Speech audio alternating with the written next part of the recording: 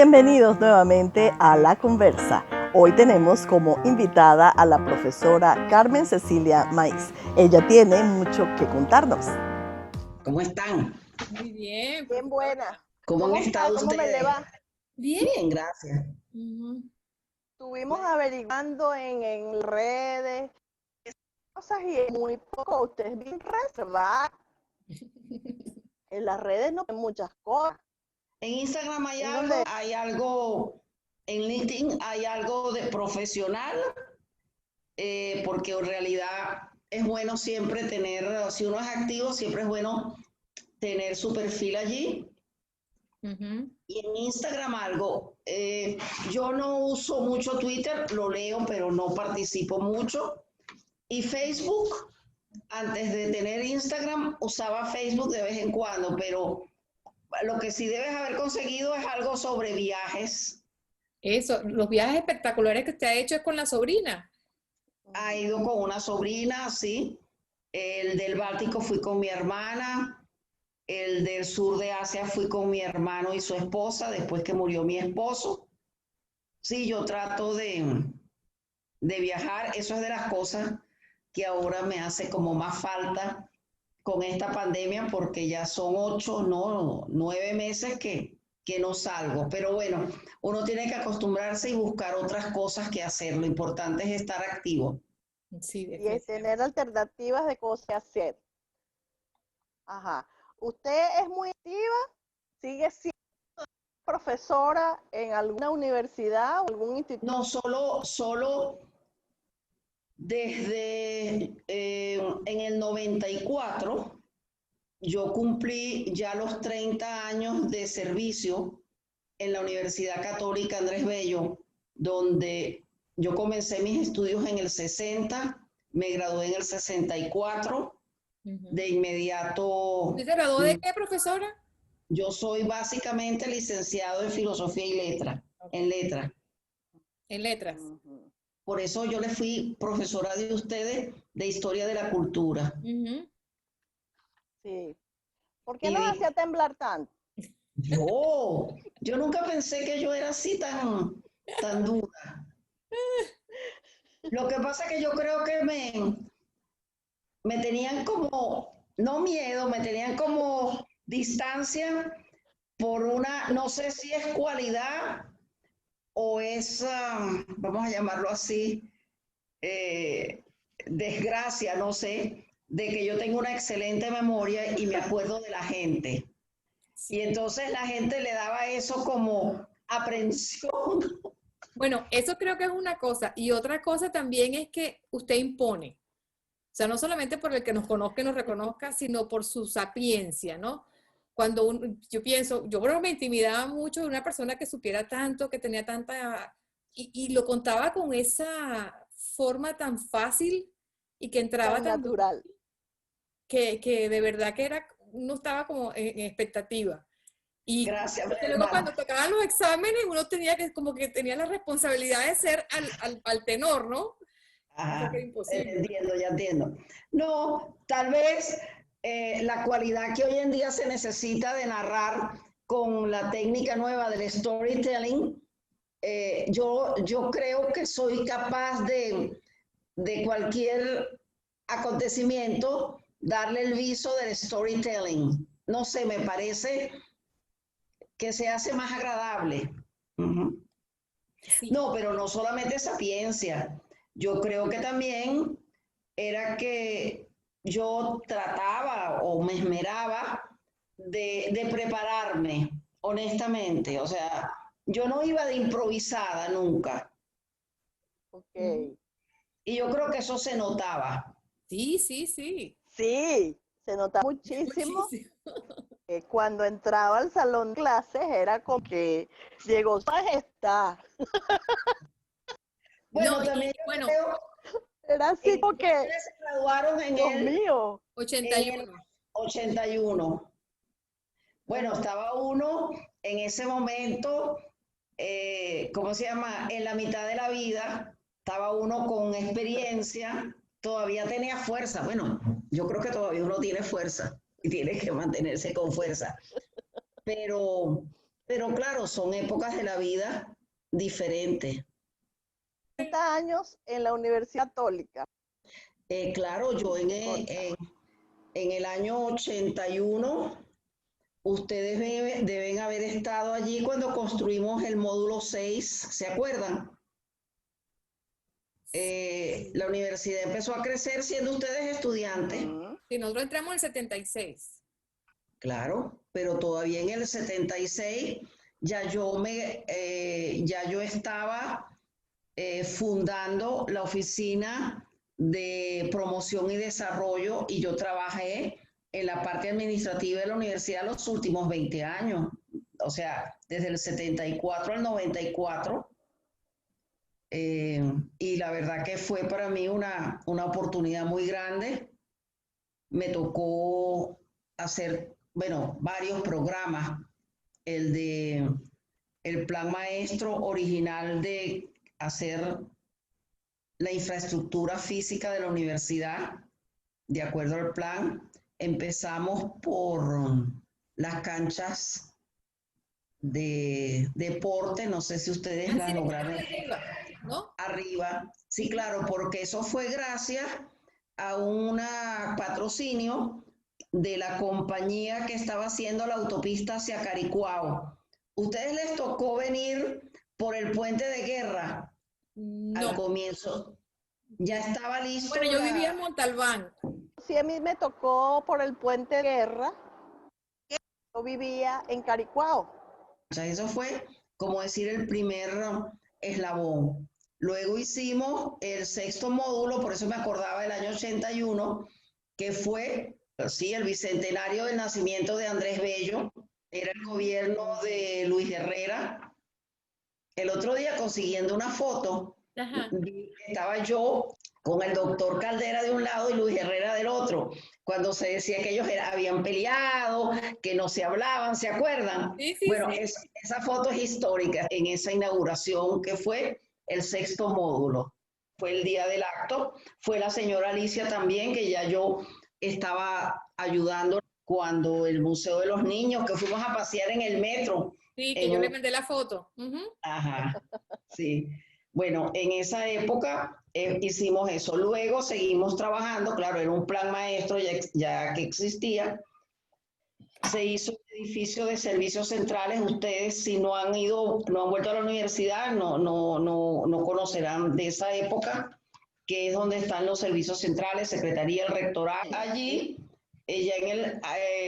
logré el comodato, que fue de las últimas cosas que hizo Caldera. Hicimos un programa de recaudación de fondos que llamaba las cátedras fundacionales, el proyecto social que era las pensiones proporcionales.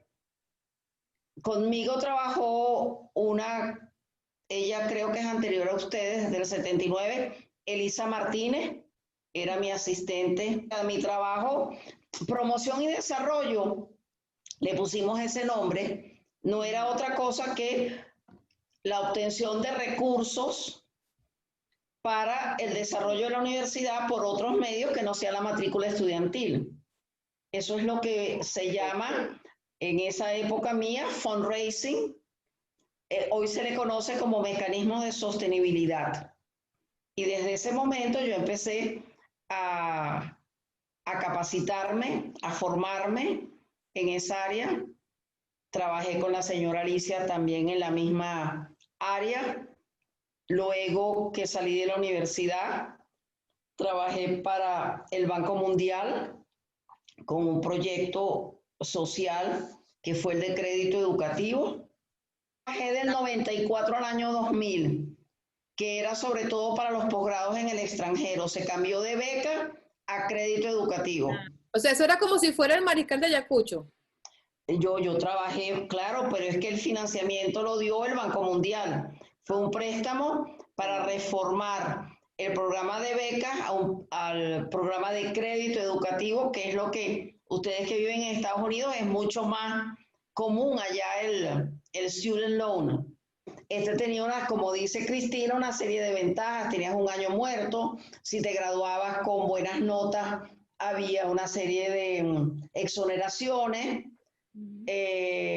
se anclaba el dólar al momento de que tú firmaste. Oh, eso sí está bueno. En el caso de Venezuela. En ese entonces no había tanta No había tanta fluctuación. hoy es inviable hacerlo, hoy es inviable hacerlo. Yo también tuve la suerte de que tuve dos oportunidades de estar en cursos cortos. Yo posgrado formal de maestría no he hecho es diplomados. He hecho varios diplomados. Hice el primero antes de empezar en la oficina de promoción, uno de gerencia de instituciones sociales, culturales, educativas, muy interesante, que ya uno va familiarizándose pues con técnicas más de gerencia. Luego estuve en Inglaterra, hice uno de la relación educación superior y la industria, otro de administración de instituciones de educación superior, y claro, uno va cogiendo pues una formación muy gerencial en el área. Luego, los 5 años del banco para mí fueron de un aprendizaje fabuloso. Me imagino, porque eso sí es una cuestión ya a nivel internacional con una perspectiva a futuro mayor. No, y que tenías tú la obligación de ir a Washington una vez en primavera y luego en otoño, 2 veces al año durante 5 años para cursos, para formación, para reuniones, y eso te da una gran soltura, evidentemente. Luego, yo los últimos años, el último año, logramos el desembolso a través de Naciones Unidas. Yo cerré el proyecto, desembolsamos todo el 100% del préstamo, quedó muy bien reconocido. Y entonces viene la gran tragedia del año 99 y viene la ayuda humanitaria. Entonces Naciones Unidas, que era como decir mi contraparte en administrativo para el proyecto del Banco Mundial que cerró el 31 de diciembre del año 2000, me llamaron, entonces trabajé para ellos 2 años, que también fue muy buena escuela. A mí me tocó coordinar el aporte del gobierno italiano con 13 organizaciones no gubernamentales italianas que vinieron a trabajar, sobre todo en Barlovento, estuvimos 2 años también. Y ya ¿Qué hacían? Sí, para el año 2000 ya yo empecé invitada, como profesora invitada, porque les digo, yo no tengo maestría ni doctorado, en el IESA. Y hasta nuestros días, este año no he dado clase, pero hasta el año pasado tuve actividad docente. La última fue en Barquisimeto, muy accidentada porque faltaba la luz, faltaba la gasolina, faltaba todo, pero logramos ir. Pero ahí estaba la profesora May. No, yo la verdad, a Maracaibo, San Cristóbal sí tengo 3 años sin ir. Maracaibo ya tengo 2 años sin ir. El año pasado fui a Barquisimeto y a Valencia. Y aquí en Caracas, aunque sea una vez al año, y la cátedra que yo doy es sobre todo lo que es la inversión social, responsabilidad social empresarial, que va bastante alineada pues con lo que yo he trabajado de participación del empresariado en el desarrollo de la educación. Entonces, bueno, siempre estoy activa, trato. El año pasado, no, el año pasado no, en el año 18, sí fue una experiencia que yo creo que fue, bueno, para mí deliciosa. ¿Por qué? ¿Qué pasó? No era la mamá de los niños, sino la abuela de los niños. Por supuesto, éramos 15 mujeres, 14 mujeres y un solo muchacho, hombre, todas trabajando en organizaciones no gubernamentales, muy interesante. Y de ¿Cómo las se cosas, llamaba el diplomado, profesora? Innovación social, financiamiento participativo y economía colaborativa. Era esto está muy de moda ahora. ¿En otros países? No, en casi, bueno, en Venezuela no, yo admito que En Venezuela no está. Por ahora. Vamos a usar la frasecita esa. Como pionera. Y sobre todo, esto es algo, tuvimos un profesor que era como unas predicciones que nosotros nos burlamos de las cosas. En una de las clases él decía que el futuro iba a ser la gente encerrada en su casa, la comida se la iban a traer, que tú te conectabas con un teléfono y hacías todo para lo que quisieras, que podías salir solo si te daba la gana, y nos burlamos tanto que un grupo que no es el grupo formal de los estudiantes, que se llama Eficiencracia, este se llama Alone in my house with my pijamas. Pijamas. Así mismo. Solo en mi casa con mis pijamas. Vestido de pijamas. Y bueno, y nosotros nos burlábamos que cómo podía ser. Y este señor nos predijo, claro, no estaba el COVID, pero que hacia ahí iba a ir el mundo. El nuevo normal, the new normal, normalidad o como se llame. Es eso.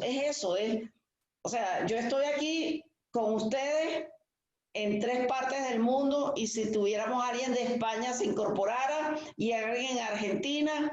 Y del otro lado del mundo. Ya no, somos una aldea global, pues. Ustedes. Ya, aquel tema de aldea global que veíamos, teoría de la comunicación, lo veíamos como algo así imaginario. Así estamos. Yo me gané un concurso convocado por PNUD, por las Naciones Unidas, para sostenibilidad, que es financiado por el Banco Interamericano de Desarrollo y es un grant, no es un loan, es una donación que recibió el sistema de orquestas. Yo veo que usted siempre, o sea, ¿se graduó en qué año dijo? En el 64, pero no ha parado. Yo voy a cumplir 80 años. No, yo no le voy a preguntar eso. Pero no se ve. Dios mío, yo quiero llegar a... Sí, claro, ¿no? Y con esa energía, sobre todo, creo, todos queremos llegar con esa energía. Que usted no ha parado nunca de capacitarse. Es raro que no tenga un posgrado o una maestría, pero ha hecho, sin embargo, todos los estudios relativos para ir escalando. Claro. En su situación. Era como, no sé, el perfil. Todos nosotros, ¿no? No, a mí me gusta mucho leer, me gusta estudiar, pero no sé, no soy como, no, el PhD no es mi fuerte. Aunque ustedes no lo crean, mi papá fue el tercer PhD que tuvo Venezuela. Ahorita te voy a mandar un escrito que preparé con motivo de la vacuna esta del COVID. Ajá. Te la mando y la leemos para que vean qué linda es. Sobre ese tema. Ok, perfecto. Una noticia publicada por El País de España y replicada en Twitter es la que señala que Sarah Gilbert, la genio de Oxford, ve tan segura su vacuna del coronavirus que experimenta con sus trillizos. Lidera el equipo de investigación de la Universidad de Oxford, que ha anunciado haber superado con éxito la primera fase del estudio. Al leer el artículo anterior, los mensajes de Twitter, he tenido muy presente a mi papá, Carlos Luis González. Siento que es el momento apropiado para compartir esta historia de familia. Mis hermanos, Carlos Luis, Benjamín y Mercedes Elena, en este momento de 2 años, y yo, fuimos unos de los niños en quienes recayó la prueba de la vacuna Salk contra la polio. Mi papá había regresado de una de sus reuniones de trabajo en Atlanta, en el Centro de Control de Enfermedades CDC, y presumo que conocía los resultados iniciales y los ensayos que se iban a realizar. Conociendo a mi papá y a su carácter, estoy segura que habría participado con pasión y activamente en las discusiones y toma de decisiones. La noticia entonces indicaba que en 1954 ensayos clínicos usando la vacuna Salk y un placebo comenzarían a ser realizados en casi 2 millones de escolares en los Estados Unidos. Como subdirector de la Oficina Panamericana de Salud, OPS, Él sería una de las personas responsables de impulsar la campaña de vacunación que se lanzaría el año siguiente en los países del continente americano. Mi papá trajo no sé de dónde, si del NIH o del CDC, la dosis para los 4. Nos inyectó en Washington, D.C., nuestro pediatra, el doctor Leiva, médico de origen cubano. Los científicos como Sarah Gilbert o los especialistas en salud pública como mi papá, cuando creen en la investigación y desarrollo a favor de la medicina, consideran que sus hijos o ellos mismos serán los primeros usuarios del producto. Ayer, hace 66 años, fue la vacuna inyectada contra la poliomielitis producida en la Escuela de Medicina de la Universidad de Pittsburgh con resultados del trabajo de un equipo liderizado por John Salk, la que ayudó a finalizar la temida epidemia del polio. Hoy es Sarah Gilbert, la líder del equipo de la Universidad de Oxford, quien tiene la valentía y la seguridad en el resultado de las investigaciones para que sus hijos participen en los ensayos de la vacuna contra el COVID-19. Estoy segura que los resultados de esta investigación serán cruciales para mitigar los severos efectos de esta pandemia. Mi cuñado fue afectado por una epidemia que hubo en Venezuela. Aquí muchísima gente conocida tuvo o murió de poliomielitis. Y luego yo recuerdo los veranos, no es que era como encerrado, pero casi encerrado, porque en los parques y cosas de esas no deberías ir por la polio. O sea, mucho, y sobre todo, claro, Franklin Delano Roosevelt fue presidente siendo afectado por el polio, ¿no? polio. Yo leí, ustedes que son periodistas, que si hubiese habido televisión en ese entonces, él no hubiera sido electo. Jamás una persona en una silla de ruedas iba a tener. Totalmente, crippled. Y él iba a un lugar en Georgia con unas aguas termales que creo que todavía existen, a hacerse los tratamientos. O sea, el polio diezmó hasta que se lograron pues las vacunas. Pero yo sí le tengo fe que ahorita, y lo van a hacer mucho más rápido que entonces. Primera fue la inyectada, la Salk, Okay. la que nosotros tuvimos, que fue la primera. De hechos curiosos, de esas historias que uno conoce, es interesante. Salk se casó con la última esposa legítima de Picasso, con Jacqueline, ¿sí? Y él después ganó todos los premios, reconocimientos, y claro, tuvo una vida de rico y famoso, como se dice. Vivió en La Joya, en California. Pues hubo la vacuna del Sabin, que es la gotica que se pone debajo de la lengua. Pero sí, eso dijo, ay, bueno, de verdad que si esta señora hace, recordé a mi papá. Mi papá nos contaba. Ajá. También. ¿Cómo se llama su papá? Fue médico, se graduó en el año 38 de medicina y en el año 46 lo reclutó, bueno, le dio la beca la Fundación Rockefeller para que fuera a estudiar una maestría en salud pública. ¿En dónde? Él en Johns Hopkins.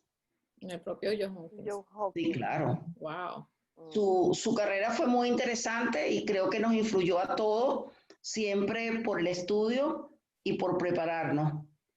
Él fue, inclusive, ya lo habían operado de cáncer del pulmón, pero fue al homenaje que hicieron y él lo nombraron Board of Scholars de la Junta de Eruditos de la Escuela de Salud Pública de Johns Hopkins. Sí. Wow. Que es la que ahorita está llevando la batuta con el control de los números, más que nada, ¿no? No, pero es que lo que pasa, claro, es que la epidemiología médica fue creación de Johns Hopkins, de la Escuela de Salud Pública. Entonces mi papá fue muy buen estudiante, entonces le pidieron que se quedara un año más. De Venezuela hubo 3, el doctor Gabaldón, el doctor Curiel y mi papá, los tres primeros sanitaristas con PhD, o sea, con el doctorado. Claro. Pero fueron muchos. Probablemente se sabe poco de eso, pero como yo era muy unida, porque yo era la mayor en mi casa, con mi papá y siempre mi casa era como muy abierta, la Fundación Rockefeller, cuando uno habla de responsabilidad social, Ujú. uno sabe que cree que eso es un término moderno, actual. No, no, no. La Fundación Rockefeller no es otra cosa que lo que en Venezuela era la Creole. No se había creado la Fundación Creole todavía, pero la Creole, a su vez, antes que se llamara Creole, era la ESO Petroleum Company. Ustedes son muy chiquitas, ustedes no No, deben no, yo haber... me acuerdo de las bombas de gasolina que hacían eso. Si ustedes ven la historia de la radio, era el reporte de eso, después el observador Creole, Y luego el observador venezolano. pero antes la ESO no era sino de la petróleo, la compañía de petróleo de los Rockefeller. Y la inversión de Rockefeller en Venezuela era muy grande. Es tanto así que ustedes saben que Nelson Rockefeller tenía aquí una finca. ¿Ah, sí? Claro, se llamaba Sacromonte, en el estado Carabobo. Y él fue el verdadero fundador y dueño de los primeros CADA. Oh, De los CADA. imagínense los CADA.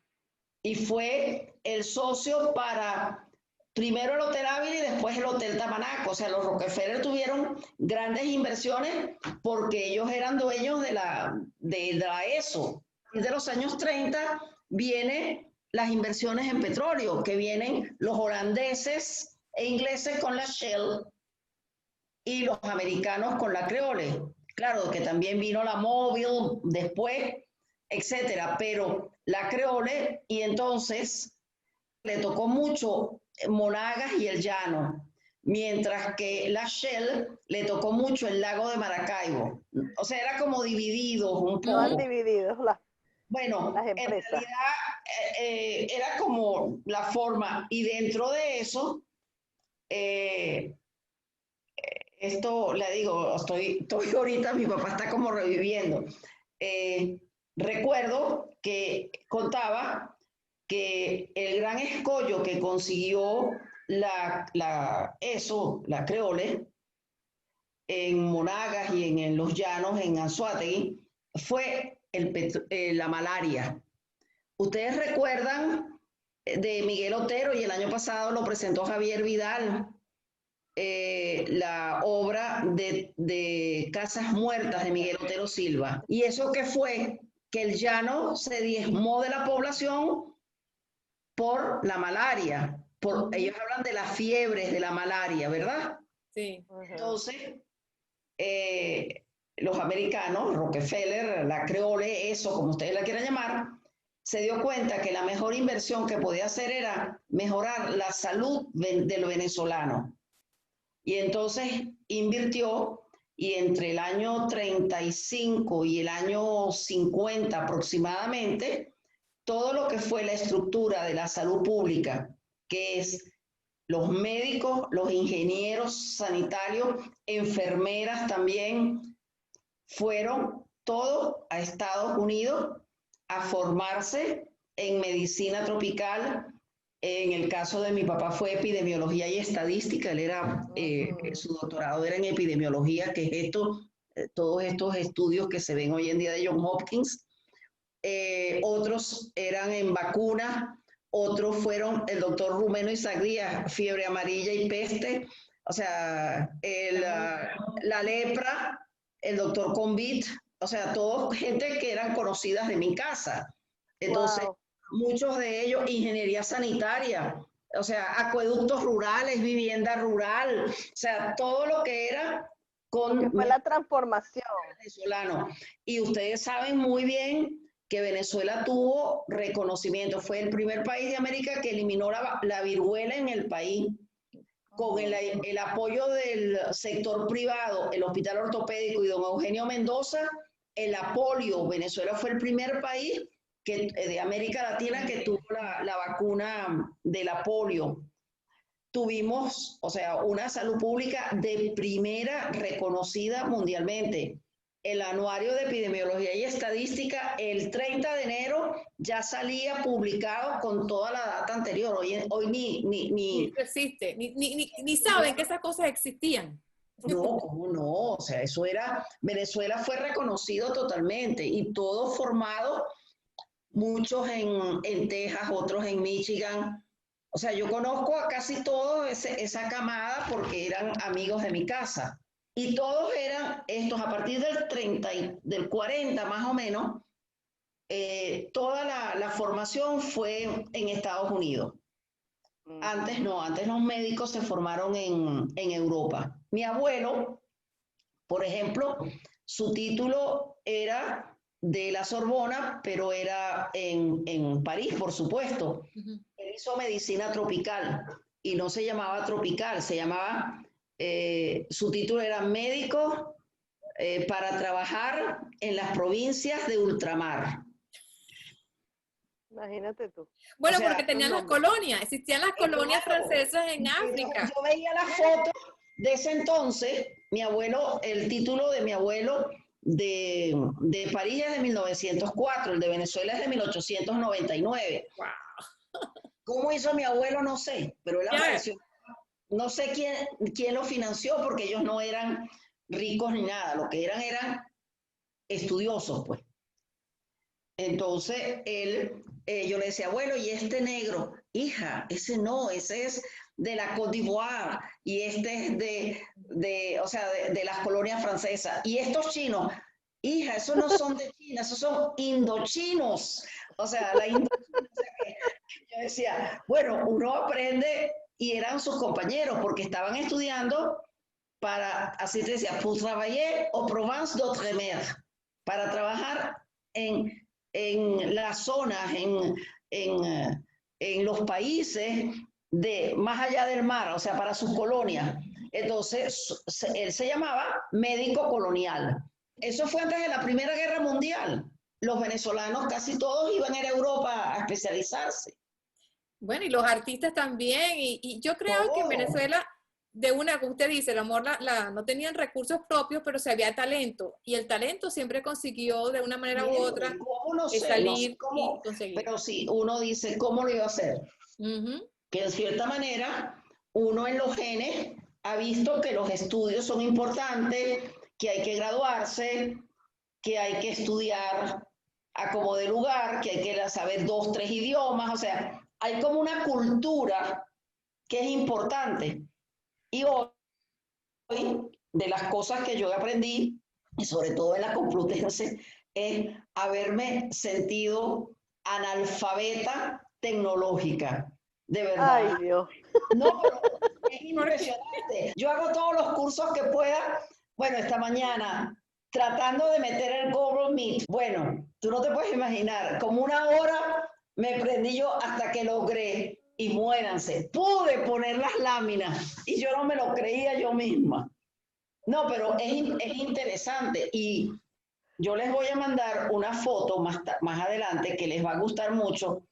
Es cómo se vio en esta actividad, vamos a llamar así, formativa del diplomado que yo tuve de innovación, es conocer que lo que es la tecnología, hace 2 años, te lo digo, vi la importancia que es eso. O sea, yo me sentía, bueno, que estaba aprendiendo el ABC, en donde los amigos todos hablaban, los compañeros, de formas de comunicarse, de redes. Entonces yo digo, no, yo tengo, o sea, lo mío es básico, lo mío es un Facebook y Instagram. Y mensaje de texto. No, pero es verdad, o sea, es algo increíble lo que es el mundo hoy en día con el uso de la tecnología. La nueva tecnología. Ajá. Mis sobrinos nietos de 7 años saben manejar esto mejor que yo. Sí, sí, sí. No se equivocan con el dedo, nacen digitales, ellos ya son digitales. Y tienen otra cosa, profesora. Yo el otro día estaba pensando que qué pasaba, porque yo era tan torpe a veces también eso. Entonces, me di cuenta de que nosotros venimos de la cultura de escribir. Tú ibas a un De museo transición. y no tocar, No, solamente excepto ver. el Museo de los Niños, Cristina. Exacto, entonces iba a decir, hasta que llegó el Museo de los Niños, pero a mí no me tocó eso, tocó a mis hijos. Yo me tocó Ajá. el museo de que tú te entrabas con las manos para atrás. Así nos llevaban nosotros en el colegio. Claro, Sí, claro. no te Nosotros no nos toca. permitían la posibilidad de error. O sea, nuestra generación estaba hecha en el momento que tú tienes que ir para adelante, tú tienes que tratar de hacerlo mejor, no te puedes equivocar. Entonces nosotros tenemos ese miedo por delante. Sin embargo, los muchachos de ahora, como todo es exploración, ellos no saben cómo se hace, pero ellos exploran y llegan a Sí, algo. sí. No tienen Y, miedo a enfrentarse a eso. O sea, yo siento que nosotras generaciones atrás es más eso, tenemos como un miedo a equivocarnos. sí, o que se va a dañar la computadora, o que Ah, se va a sí. dañar el o alguna Pero cosa es de eso, esa. sí, es Hay el ese dominio, terror. el dominio digital. Si vas a poner algo, interesante para mí es darme cuenta que yo era analfabeta digital. De verdad, o sea, yo juraba que yo sabía mandar email, que yo podía poner algo en el Facebook. Pero cuando tú ves que estas nuevas, eh, ¿cómo se llama? Inventos, es el mundo y que hoy con esta peste estamos encerrados. Un nuevo poder, es un nuevo modelo de negocios, Todo. es una manera de producir nuevas formas de orquestar el trabajo y las relaciones laborales y nuevas formas de generar ingresos. Esto es marzo del año 18. 2018. Aprendí Y yo Wow. ya que estaban prediciendo esto que está pasando hoy en día. te estoy diciendo que, pero tienes razón, Cristina. De pronto Venezuela ya no está al comienzo del mundo ni nada por el estilo. Y nosotros tuvimos, bueno, personas fabulosas en investigación en todas las áreas. Arquitectura, o sea, las autopistas de este país, que algunas durante Pérez Jiménez y otras muchas durante la democracia. O sea, ingenieros venezolanos. El desarrollo de nuestra industria petrolera es ya de manos de venezolanos, de ingenieros formados, eso Formados sí, en las petroleras ahorita. Sí. pero que le daban, y un país de puertas abiertas para recibir, no de puertas abiertas para salir. Y, y uno tiene que comprender a ustedes, mucho más jóvenes, la diáspora es natural hoy en día para ustedes, para sus hijos, para los hijos de mis sobrinos, para los nietos de mis hermanos. No hay futuro, honestamente.